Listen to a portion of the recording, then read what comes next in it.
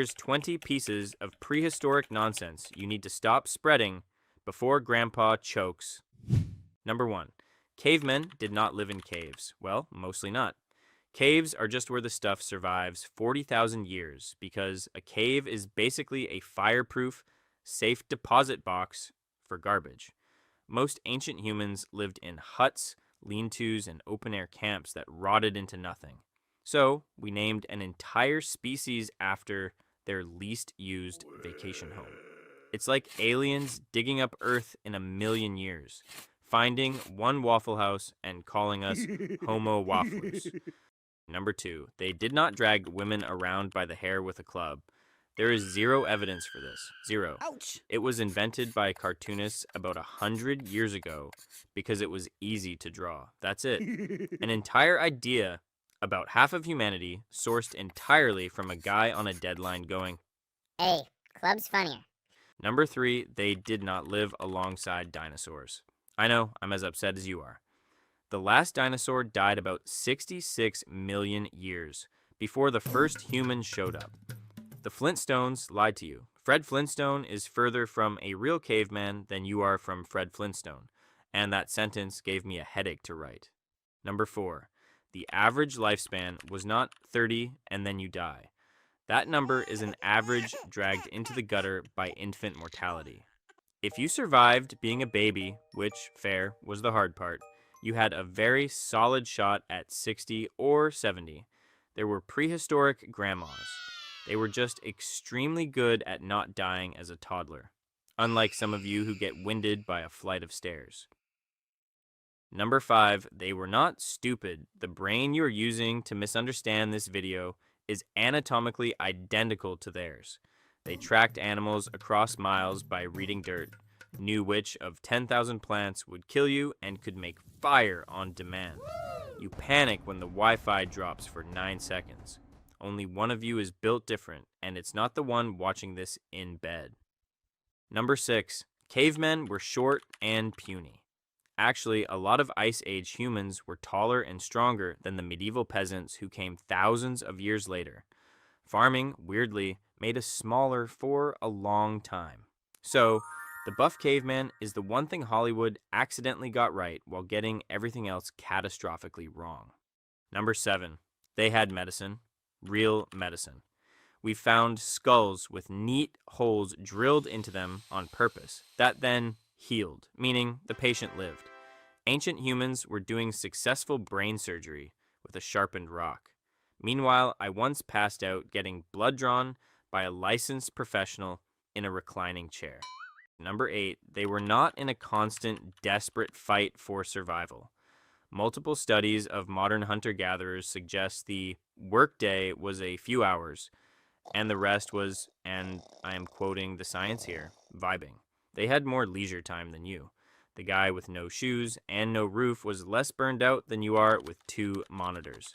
Sit with that during your next Tuesday meeting that should have been an email. Number 9, cave paintings weren't idle doodles. Some were planned, layered, returned to over generations, made deep in pitch-black caves you had to crawl through to reach. Nobody crawls half a mile into a mountain by torchlight to draw a horse for no reason. That's not a doodle. That's a guy with a vision and, frankly, more commitment than I've ever had to anything, including this video. Number 10, they didn't all grunt and point. They had the throat anatomy and the brain wiring for complex language. Names, stories, plans, probably gossip. 40,000 years ago, somebody was absolutely talking trash about somebody else around a fire. And honestly, respect. Some traditions are sacred. Number 11, they did not all die from saber-toothed tigers. The dramatic predator death is rare in the bones. The actual top killers were boring. Infected cuts, bad teeth, childbirth, and being cold. You will probably be taken out by the exact same things, just slower and with insurance paperwork. Number 12, there was no missing link, one half monkey guy standing up one Tuesday. Evolution isn't a relay race with a baton. It's a bush, not a ladder. And for a long stretch, several kinds of humans were alive at the same time, probably side-eyeing each other across a valley. Picture 3 different cavemen species, all convinced the other 2 are doing it wrong. That's not prehistory. That's a family group chat. Number 13. Fire did not make them dumb cooks of mush. Cooking is arguably the reason you have the brain to be wrong about this at all. It pre-digests food so your body spends less energy chewing and more building a big, expensive brain. You don't have a large brain, despite being a caveman.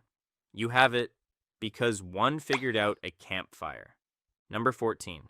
They were not filthy animals rolling in dirt.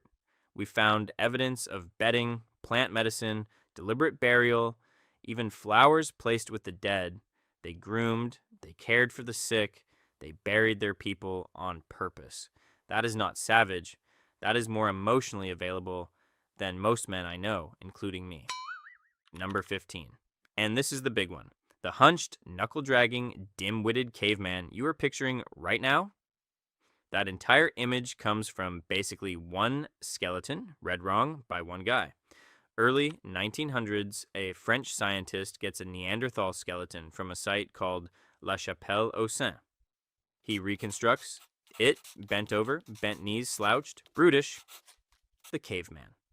One problem. That specific guy had severe arthritis. He wasn't hunched because he was a primitive subhuman. Ouch! He was hunched because he was old and his joints were wrecked, same as your uncle getting out of a lawn chair at a barbecue. One arthritic grandpa got read as an entire species.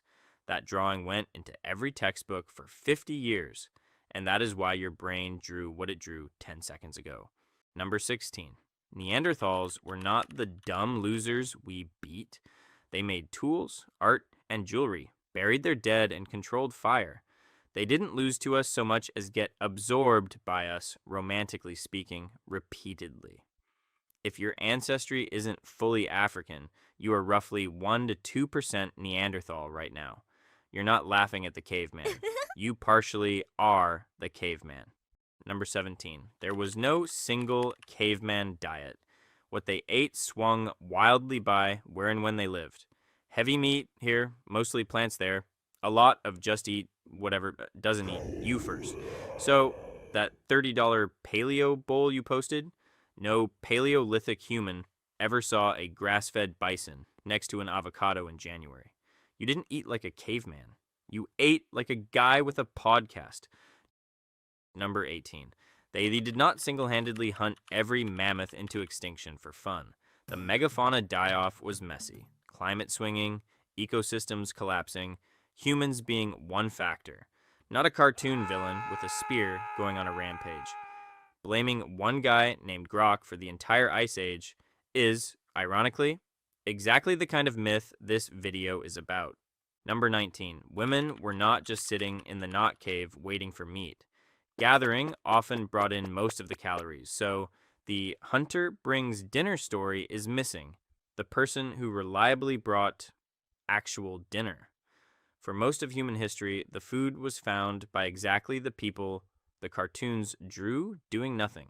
Number 20. Fire was not discovered by one genius rubbing 2 sticks one magical afternoon.